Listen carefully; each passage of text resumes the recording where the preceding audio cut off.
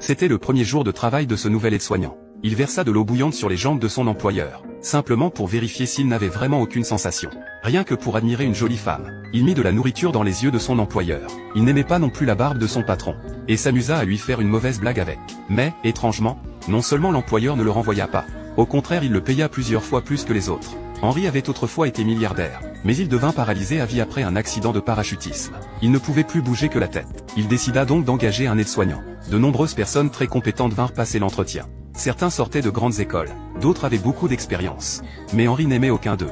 À la place, il choisit David, un petit délinquant de rue. David n'y connaissait rien aux soins. Il avait même fait de la prison pour des bagarres. Il s'était présenté à l'entretien juste après sa libération, dans le seul but d'obtenir une lettre de refus, afin de demander les aides sociales. Mais Henri l'apprécia immédiatement. Il lui proposa un mois d'essai, pour lui laisser le temps de réfléchir.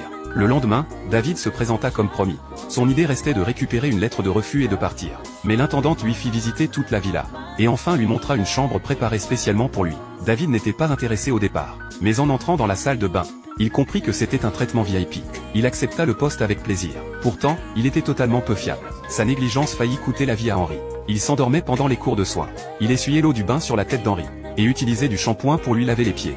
En le nourrissant, il se laissa distraire par l'assistante, et enfonça la nourriture directement dans les yeux d'Henri. Il se moqua de ses orthèses couleur chair, disant qu'il avait l'air efféminé. Il refusa même de l'aider aux toilettes. Les amis ne comprenaient pas pourquoi Henri engageait un voyou. Il disait que ce genre de personne n'a aucune compassion. Mais c'était exactement ce qu'Henri recherchait. Parce qu'il oubliait toujours que je suis paralysé, et me traite comme une personne normale. C'était cette attitude décontractée de David, qui mettait Henri à l'aise. Jamais il ne l'avait traité comme un handicapé. Il refusa de conduire le fourgon médical. Il sortit la voiture de sport, installa Henri sur le siège passager, et tous deux profitèrent du rugissement du moteur. Quand il faisait face à des stationnements illégaux, David allait gentiment saluer les conducteurs. Mais cet aide-soignant peu fiable lui sauva pourtant la vie. Une nuit, Henri eut soudain du mal à respirer. David accourut immédiatement, sans hésiter. Il posa une serviette chaude sur son front, et le réconforta doucement pour le calmer. Il poussa son fauteuil roulant dans les rues à 4 heures du matin.